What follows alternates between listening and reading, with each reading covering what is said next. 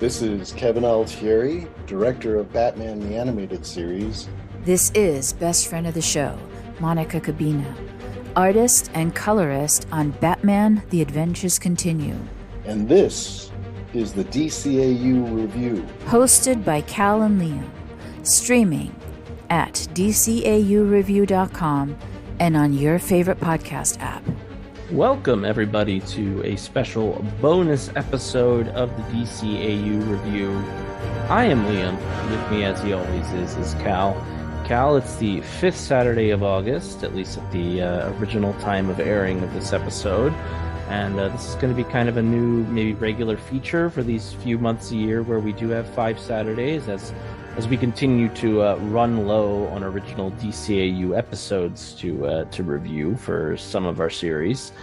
We decided we're going to look at the great wealth of tie-in comics that are afforded to us via the wonderful DC Universe app. It's a wonderful app. It sure is.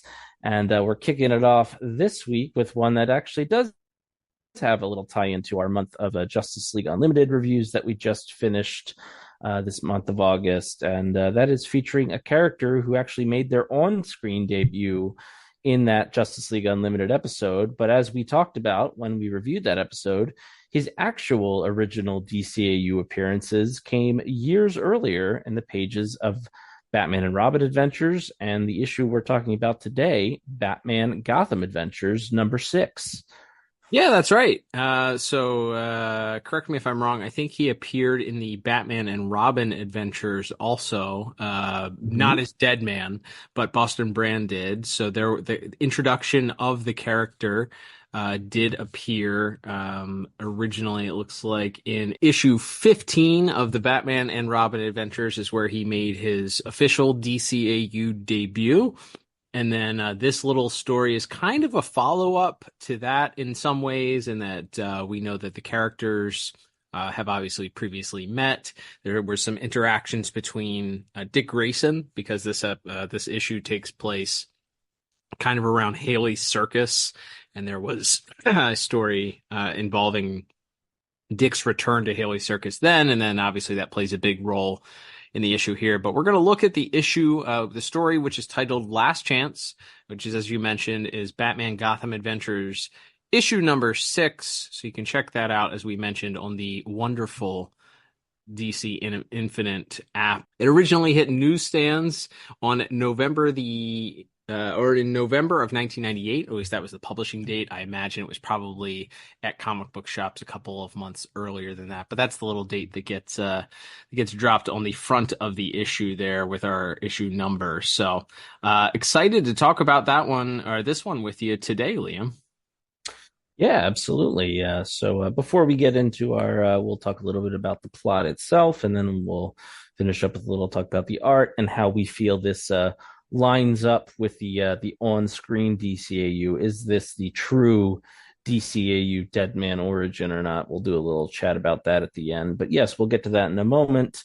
But first, we'll remind everybody that the best way to support the podcast is, of course, through buymeacoffee.com/DCAU review. You can go there, and if you become a monthly supporter at a certain tier, you can actually ask us a question. One of our supporters has actually submitted a question for this very episode, so we'll be talking about that a little bit later. But once again, head to buymeacoffee.com/DCAU review today and give us some support if you're able. But from there, Cal, we'll start off. Yes, as we kind of have a cold open here as we see Boston Brand, the Deadman, the famous acrobat, as we find out. He's sort of monologuing about how, he never knew what to expect from your last moments when you're about to shuffle off this mortal coil. And people, a lot of different people in different religions have different thoughts of what happens after we die.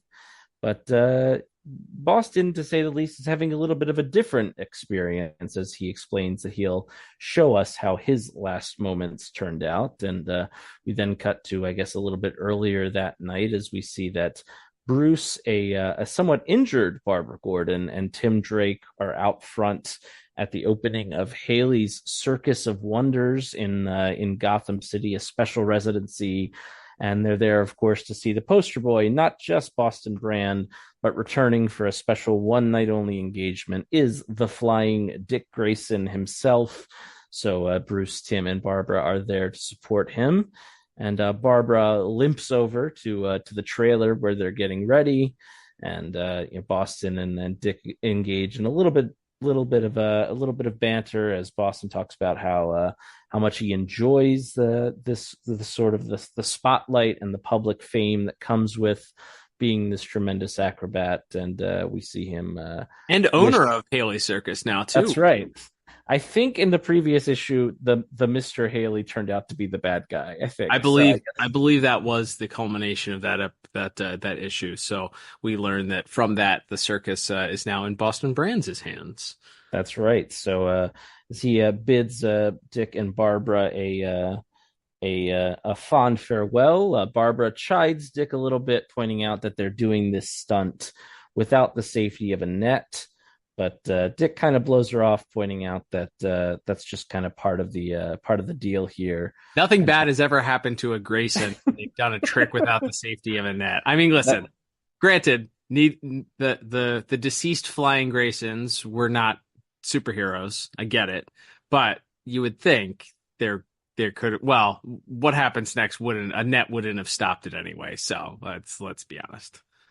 Absolutely, but Dick still, for whatever reason, not too concerned, and he says hello to I guess the circus fortune teller named Vashnu, who gives him a smiling look and then turns and to Boston and informs him that he's been getting some bad feeling. He's got a bad feeling about this, or at least he's felt some omens in the air, and tells Boston that he needs to that tonight is filled with danger, he says specifically. And of course Boston kind of blows him off, but Vashnu says that he will ask the great mother of the universe, Ramakrishna, to protect him, even though Boston doesn't seem very worried about himself.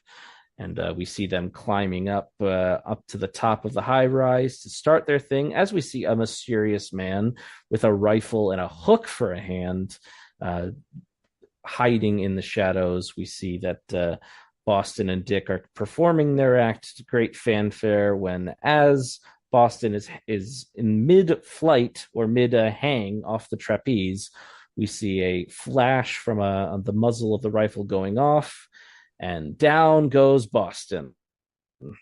Quite literally, as Dick does some fancy acrobatics to reach the ground safely himself. We see that he's too late to save Boston. We see that the elephants and the other animals are sort of freaking out and stampeding, spooked by the shot. There's chaos everywhere.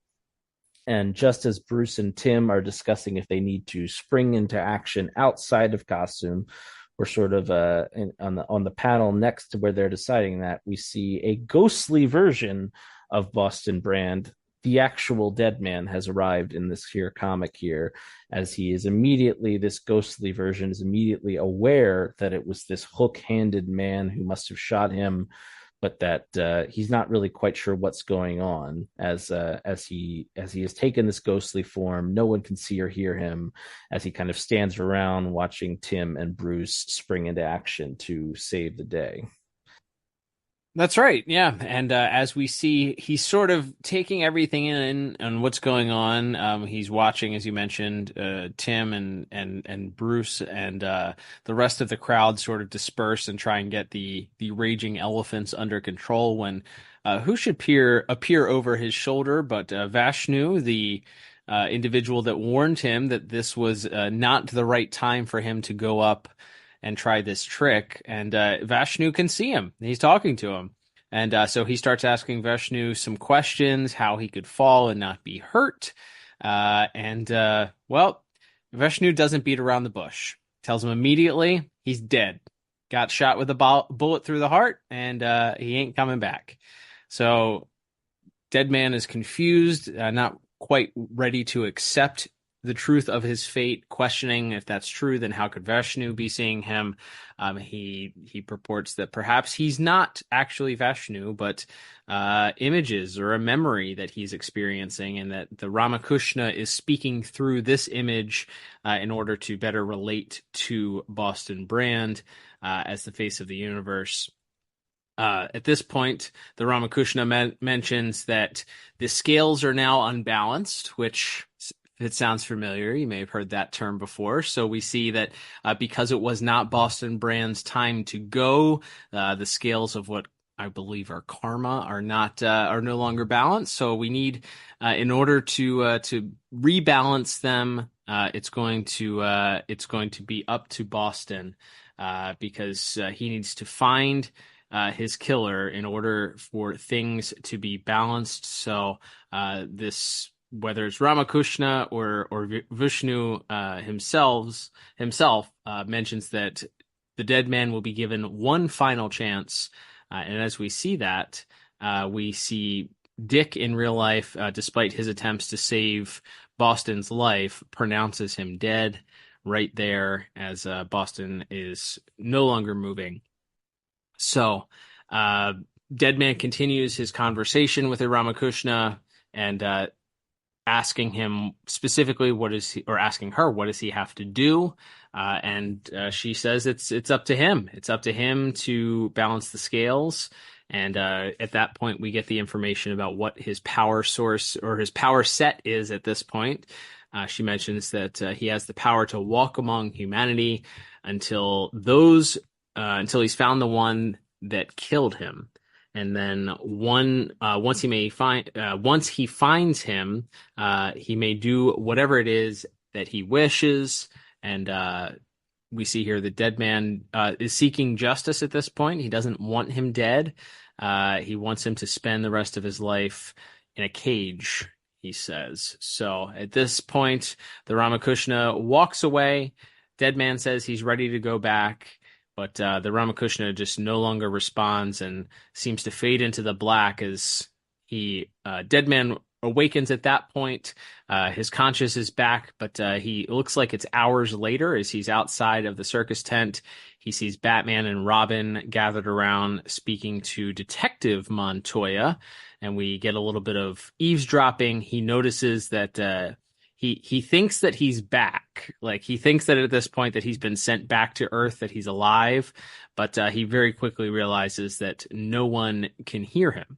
So he's kind of just walking about, a witness to everything that's going on. Batman and Robin, meanwhile, are discussing how they could have gotten a gun onto the grounds with the Detective Montoya. She says that they didn't see anybody leaving the grounds with a rifle. So that leads them to believe that perhaps the gun is still on the ground someplace. So Robin sort of jokingly points out that there is a carnival game that has some rifles sitting over there.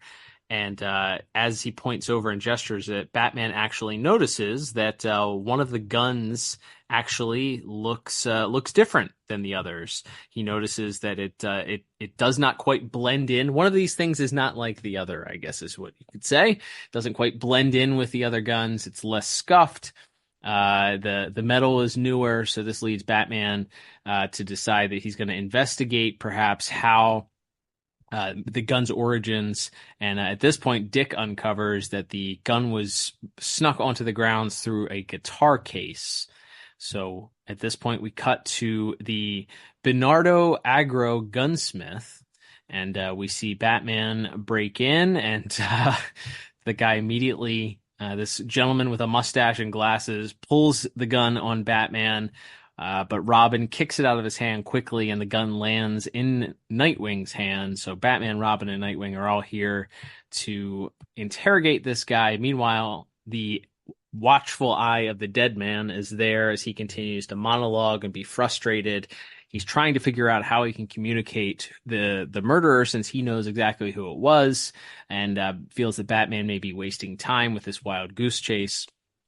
Meanwhile, as Batman interrogates this gunsmith named Ben, we learn that he made the gun but did so for what he thought was a movie prop. He said that that's what the main part of his business is. It seems like maybe at one point that this guy was sort of underhanded, but maybe has turned over a new leaf recently and is making guns for movie productions.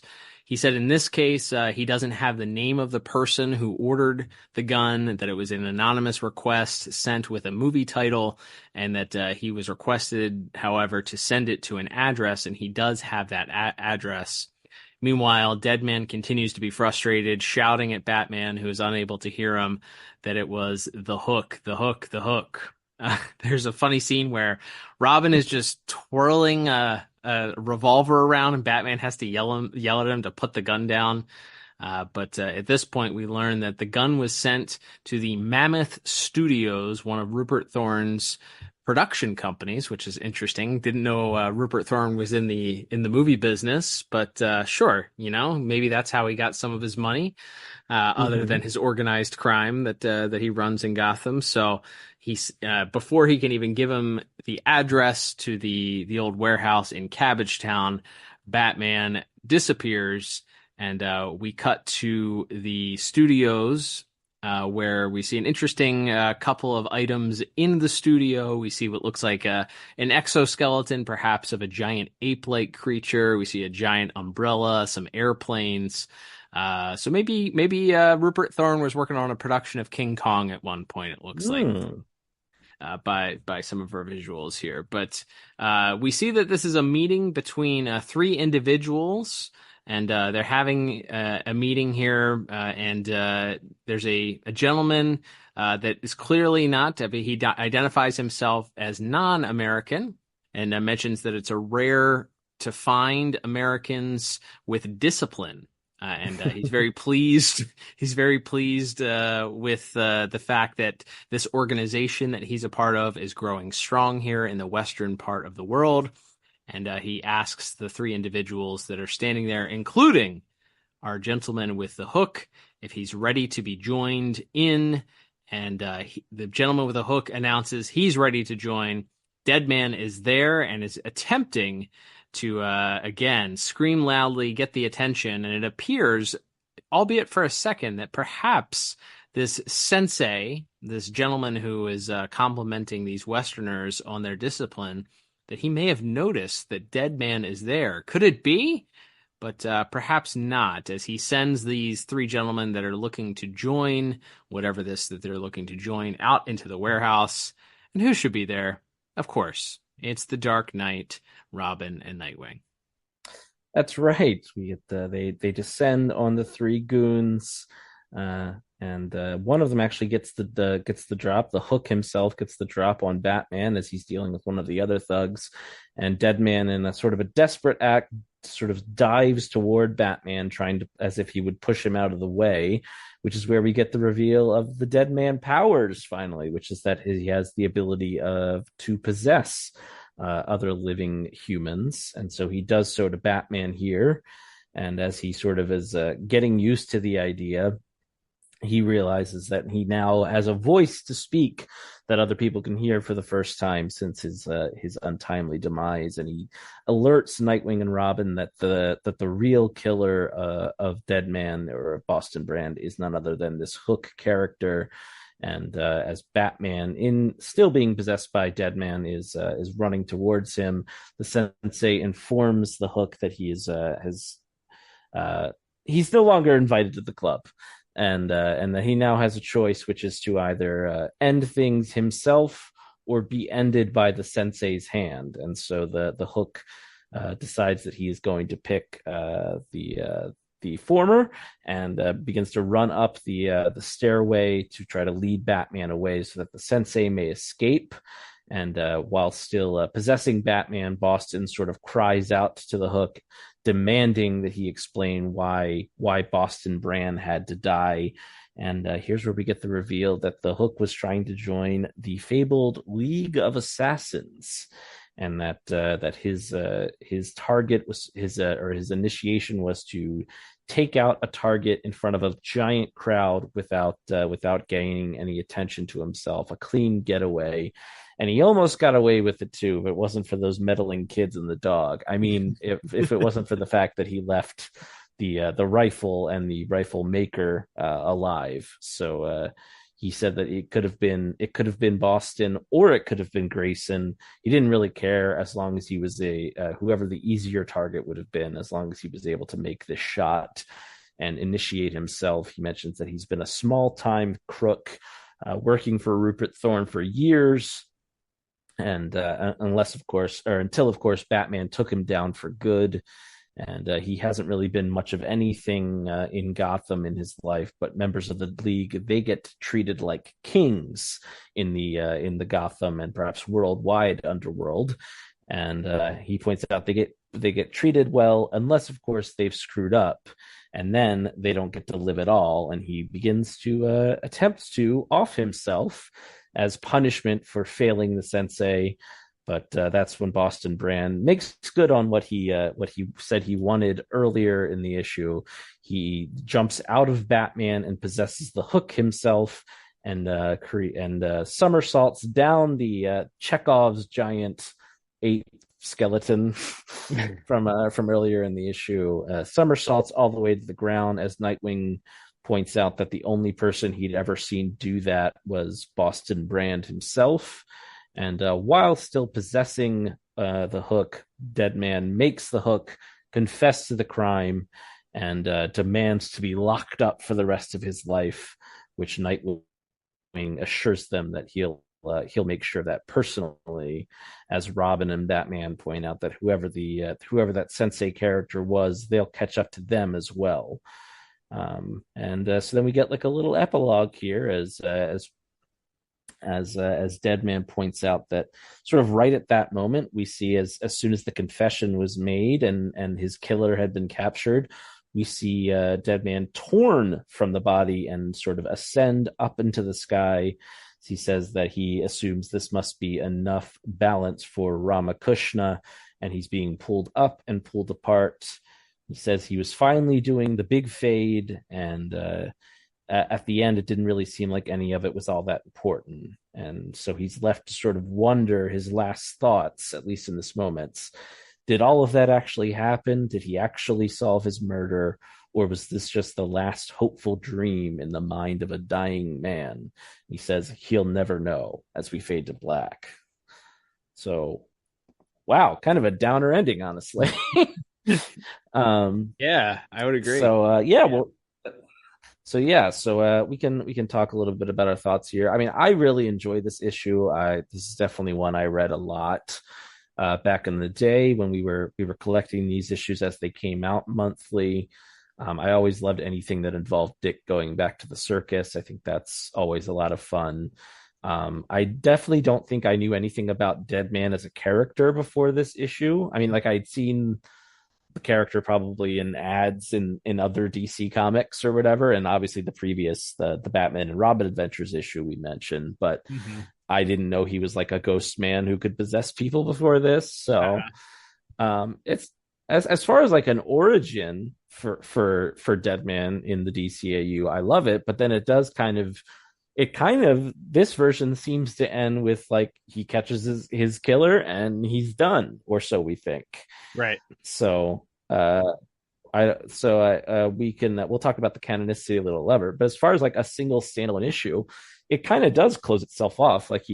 There's kind of a moment when he's talking to Vashnu, or at least who he thinks is Vashnu, about this realization, like, I was just kind of getting the circus back on its feet. I never even got to complete this cool new stunt I had thought up for my trapeze act. Like he didn't really get any of, he didn't get to go back to living after this. So it is kind of like, it's very melancholy as far as a way to end an issue. But as far as just like a Deadman 101 story, I think it's pretty fun.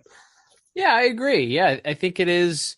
There's some elements here that I think almost make me wish that this had been adapted for the Justice League episode. Like I don't know if you would have had the the ability to include Robin and Nightwing due to the embargo here in season 3, but I think even having this as a prelude in one of the earlier seasons of Justice League Unlimited, I mean, we've seen them adapt several different issues of different tie-in comics into the main continuity. So I think this one would have been a prime candidate for that. I think Mr. Templeton really, from the start, I think having a neat little monologue as an option. I think we talked about when we reviewed the late Mr. Kent that's a unique story element that wasn't overused or abused in the DCAU, and creates sort of a different perspective when you're watching an episode.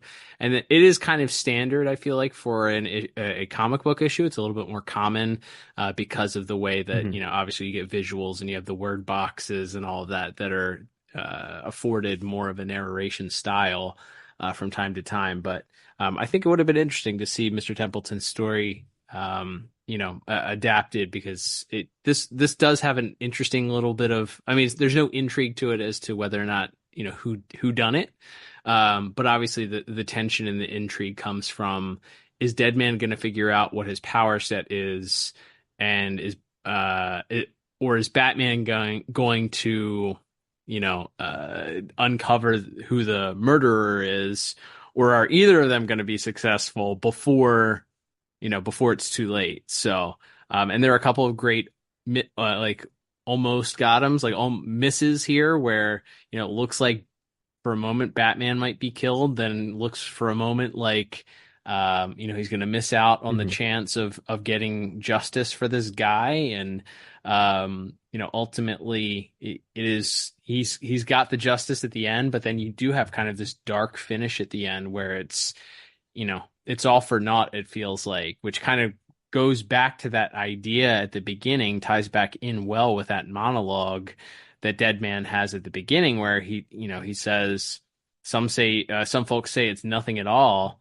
and some say it's completely different thing for everybody. So it's different from him. So he gets this opportunity to solve his own murder in a way, but ultimately it just seemingly ends here and leads to blackness and nothing, which is kind of a depressing way to end the issue, to say the least. It's like, great, not only are you dead, you were able to solve your murder, great job, but your reward is eternal blackness. Like, so it is a bit of a haunting and depressing commentary there at the end. But I think it's great. I think there's some great story elements here. Obviously there's some little breadcrumbs here that are, I think, played out. We discussed before we started recording that end up playing out later on in additional issues here with, the Sensei character and who he is, and the League of Shadows, and what their role in all of this is. And so there were some things setting up, obviously, storylines here, but as a kind of self-contained issue, I really enjoyed it. It was nice to revisit it.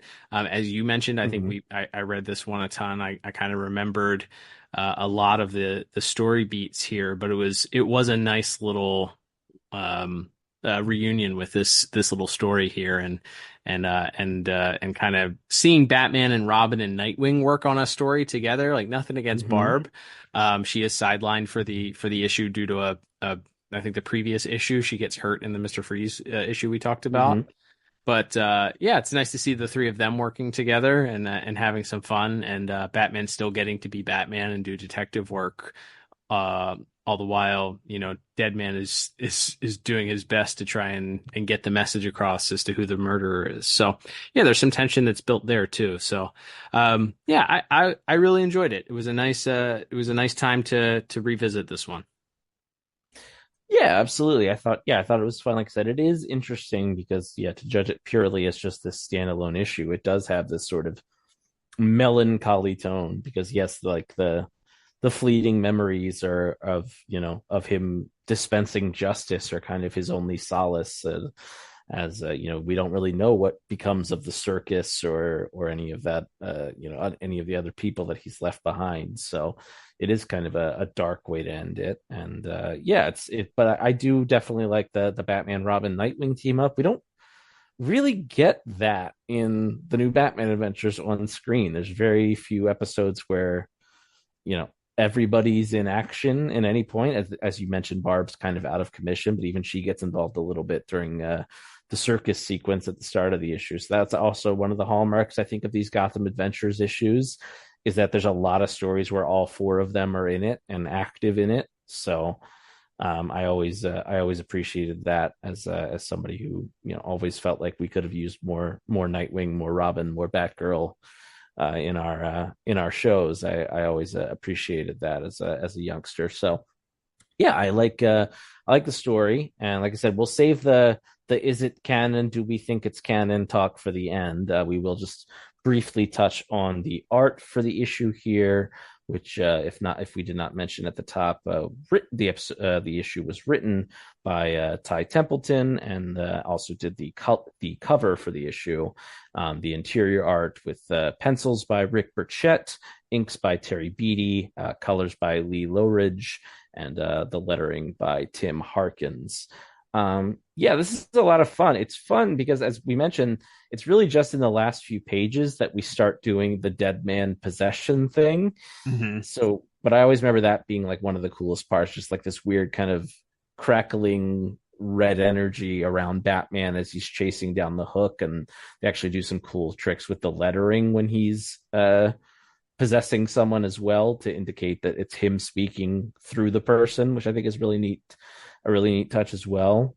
But the rest of the issue, I think it is kind of fun though, just because whatever's going on while Batman and Robin and Nightwing are kind of puzzling it out or interrogating the gunsmith or whatever, you just every couple of panels you just cut over to like Boston just like floating over somebody's shoulder, and I think that's kind of it's a fun gag to have him kind of keep popping up as he's kind of shouting into the void, desperately trying to figure out a way to get them to hear him. Yeah, no, there's some great. I feel like he's the most animated of the characters in a lot of the scenes. Just the expressions that he makes. I when we were talking about reviewing this issue, the things that stuck out to me that I remember from the Deadman character himself is that like stretching panel. There's a couple of them that we get where he's obviously torn out of his own body, and we see his soul or his spirit leaving after he dies, and then the same effect later on when he is ripped from the Hook's body, and you get it's a little bit more terrifying, it feels like, in that one. He's a little bit, he's making sort of a fearful expression, but the one at the end is really haunting, the way that it looks, very, very skeletal, very, looks like a dead man being ripped from his own body. So there's like a lot of fear on his face, like, while it's happening, which I think is interesting, because you often think of the ghost character being the one who puts the fear in others, but he's and it goes perfectly with the monologue that he's having about the fear of the unknown, of what's going to happen when you die, and that moment of realizing that it's all kind of seemingly is coming to an end for him now that he's caught his killer. It's like, there's a real like terror on his face as he's being like stretched and pulled apart like that. Yeah, it's really good. I mean, we stuck with it's a pretty classic Deadman look as far as the way that the character looks. It's obviously DCAU-ified, if you want to. Is that a phrase? Sure. Timified. It's definitely drawn in the DCAU style, but we got the big disco collar and the giant D on his chest, and it's funny because it works also as a costume that you would see at a circus too. So it dual functioning there, but ultimately he's basically what he looks like when you see him in the Justice League episode also. So more evidence there as we get to at some point here soon, talking about the canonicity of this, but he certainly doesn't look any different. He kind of has the same general look to him, that But as far as the actual, beyond just the visuals of that character, obviously you have some really interesting, places that this takes place. The circus is always a great, interesting, background for these places. So, there's some great stuff at Haley's. Obviously, a giant movie studio where we have, gorilla skeletons or giant gorilla skeletons and airplanes is certainly an interesting place for that to take place. And I think individual panels wise, I think there's some really, really great stuff here. This was, I think Mr. Burchett is really in his in the groove here. He was really feeling himself, I feel like, at this point in the Batman Gotham Adventures run. So a lot of this stuff, the visuals just feel kind of right at home for me in looking at some of this artwork and the way that, these characters look. I don't think we mentioned it, but what the opening splash page also would be remiss. The opening splash page actually tributes the cover to that Batman and Robin Adventures issue. They gave Dick the ponytail, obviously, instead of the having the shorter hair that he had in the Batman and Robin Adventures run when he was still Robin, obviously. But that was always something that I appreciated, because you opened up that issue and the covers, a lot of times I feel like, just, we had binders full of these comics, and sometimes you just flip through and you get so used to it because you're trying to pick out which one you want to read on a given day, and you just memorize the covers of these. And when you see that then later on, as a tribute to itself, essentially, to that story, like it's just one of those cool things, a meta inclusion that didn't have to be there, but was a neat little inclusion that as a kid reading these, I was like, man, that's so cool. That looks just like the cover, from the last issue. So really, really enjoyed that little inclusion as well. Yeah, absolutely. I think that little tag there, even using like the Haley Circus of Wonders, like even some of the wording on the poster is very similar to that original cover. So yeah, that's a great gag as well. Yeah, the way they again, without having the advantage of animation, so every static image, there's a lot of movement that needs to be conveyed. There's like a panel where Dick is jumping off the trapeze and like swinging down a wire to get to the ground so he can check on Boston, and like the way they sort of have to generate the movement completely in your mind, because obviously it's a static image, is always something that I think Rick Burchett and Speedy, who worked on his inks for him, they always did well together there. So yeah, I think there's a lot of fun stuff in the art. Definitely I think one of the most visually memorable issues, at least of this early run of Gotham Adventures, and obviously the fun of having our trio of heroes, or technically fours if we count Deadman in action at the end. Quite a bit of fun as well. So. With that out of the way, Cal, let's get to the main event for nerds like us. Which is that, does this fit in? So in the Justice League Unlimited episode, Dead Reckoning, which we covered earlier this month, you can hear the full episode on whatever venue you are listening to us currently. Just go back a couple episodes and hear that one if you missed it. But it is mentioned that Batman helped Boston Brand catch his killer, and that's how they met. However, at the end of this issue, Batman is never aware of the fact that he was possessed, or that Deadman was the one possessing him, or at least not that we know of. So, does this still work as the canon origin of Deadman for the DCAU? And maybe they just had another off-screen, off-page adventure where Batman learned about him later on.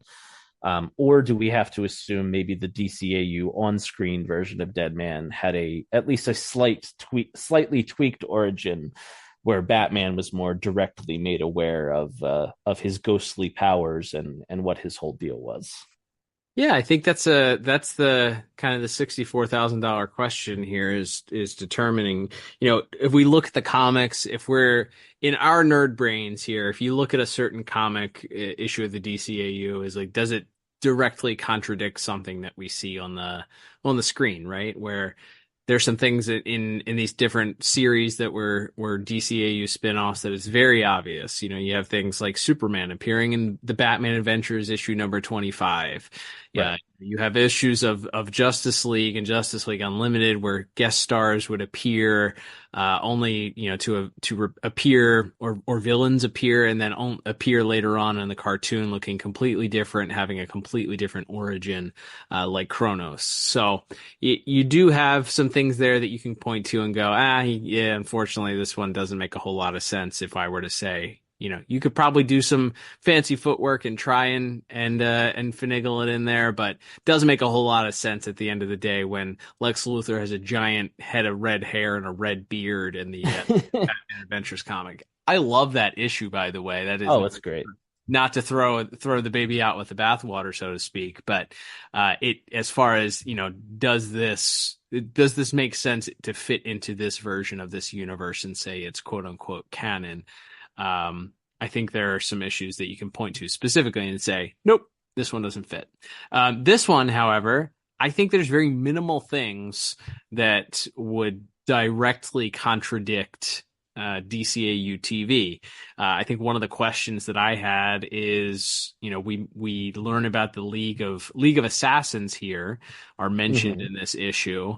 They're never called the League of Assassins on the screen. We actually talked with Kevin Altieri about that. They're called something different. There was a reason for them to be called different for S&P, BS&P, and all of that. So, we have them being called the League of Shadows here. So, is a society the same thing as a league? Are they different organizations? Are they the same organization, but they go by a couple different names depending on who's calling them that? We do know later on in a couple of issues here in Gotham Adventures, that Sensei shows back up, and it is revealed that he's connected with Ra's al Ghul, spoiler alert. So there is a connection there that would lead you to say, okay, those are one and the same, but why are we calling them two different things? So there, you could, I think you can explain that one away though. That one's pretty easy. So as far as anything in the heart of this origin of Deadman, as far as the murder solving, does that contradict anything that we see in Dead Reckoning? Me, no. The only things you can kind of point out, we don't ever see the Ramakrishna. She directly communicates with Deadman in that episode versus here. She sort of speaks through another character. So, does that mean that it's impossible for that to be the same character? No, I don't think so. I think there's a pretty clear reason why. She speaks through Vishnu in this, or is it Vashnu? Vashnu in this issue is because she's trying to get across the idea that he's dead, and this is somebody that he obviously had a relationship with at Haley Circus, so maybe he'll believe this, based on the information that she's talking through him. So I think, again, that can be explained away.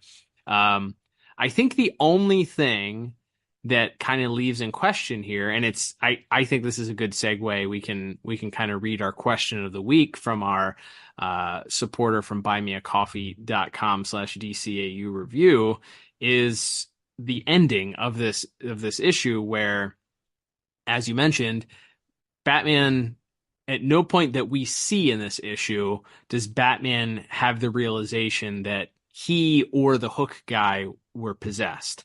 Now we see when Deadman takes possession of the Hook guy, he does this double flip that Dick Grayson recognizes and says that other than Boston Brand, he didn't think that anybody else alive would be able to do that. And that's when, Deadman speaking through the Hook kind of gives this hint, like, yeah, no one alive could do that. And although the payoff to that is the confession versus the reveal that Deadman is there in spirit, I think that's a good little. I mean, that could be something there that you could point to, which, with reading Zach's question, he says, there was never a time. So is that our question of the week from buymeacoffee.com/DCAU review comes from our monthly supporter, Zach, who says, There's never a time in the comic where Batman or his team are made aware of anything that is happening with Deadman. They just have the killer's confession. So my question is, how do you think Batman learned about all of this by the time Justice League Unlimited episode Dead Reckoning? So to me, the clearest thing is there had to have been something in between here, an adventure that we never saw, comic or TV show or web series or anything that where these two interacted again, and Batman realized that Boston's spirit was still walking the earth in some form or fashion. I think that's has to you can kind of explain that away. With that filling in the blank, right? If you want to do headcanon that way. Yeah, maybe we know that Batman had a connection to Nanda Parbat, to the master who was in charge of the monastery there. He was one of his teachers. So perhaps there was some adventure where Batman was called back to Nanda Parbat and was introduced to him through there, where it was, and then while he was talking to Deadman or learning about Deadman, they're like, by the way, you like inadvertently helped catch this guy's killer. I mean, I guess once he knew it was Boston Brand, he would know. Oh, right, we caught that guy's killer. He was the hook guy. Right. So yeah, so I'm going to say there was some sort of off-screen Nanda Parbat adventure where perhaps the master made the introductions for Batman and Deadman there. But yeah, I love that question. Thanks again to Zach. Once again, if you are interested in having a question read on the air, you can head to buymeacoffee.com/DCAU review, become a monthly supporter at the Super Friend tier, and you will be able to get your questions read out on the air as well. So thank you very much to Zach, and thank you everybody for listening today. Final verdict on canonicity. I say yes. I say this is Deadman's DCAU origin until proven otherwise, as we always say. But absolutely. Yeah, canon until proven otherwise is the way that we go here. So nothing here contradicts it. I think there's some easy explanations for the things that are like kind of on the borderline of breaking canon here. And I think ultimately it allows you to create a little bit of your own headcanon, just like you did. Like, hey, where did they kind of meet? What sort of interaction would have occurred where Boston would have revealed or would have been called? Because we see here there's just kind of black nothingness. So do we assume that after this, it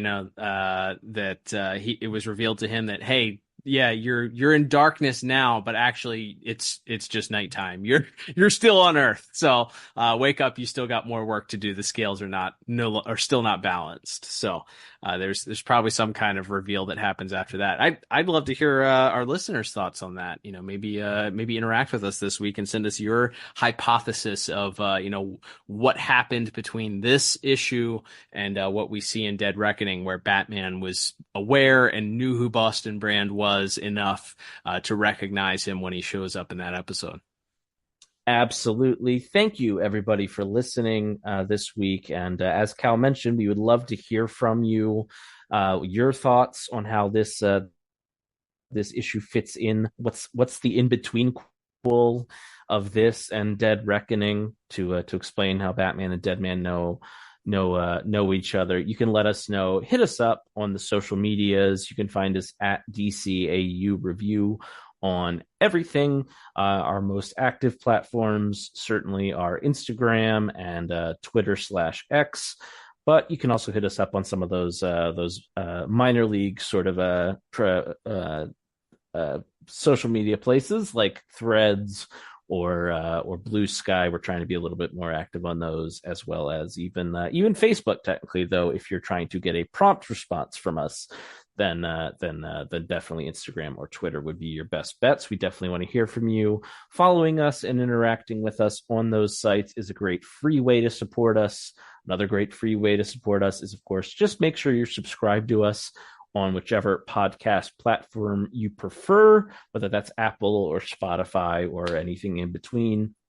Also, check the show notes. You can find a link to our YouTube channel where our new episodes go up every week, and I'm slowly getting the back catalog added as well. But go ahead and subscribe to us there. We would appreciate it, even if YouTube isn't your primary podcast listening platform, the subscribers help, because that'll help us to get things like a slick vanity link, and I think also we can start monetizing it at a certain subscriber limit as well. So we would appreciate it if you would just support us by subscribing and following us on all those platforms that you listen to us on.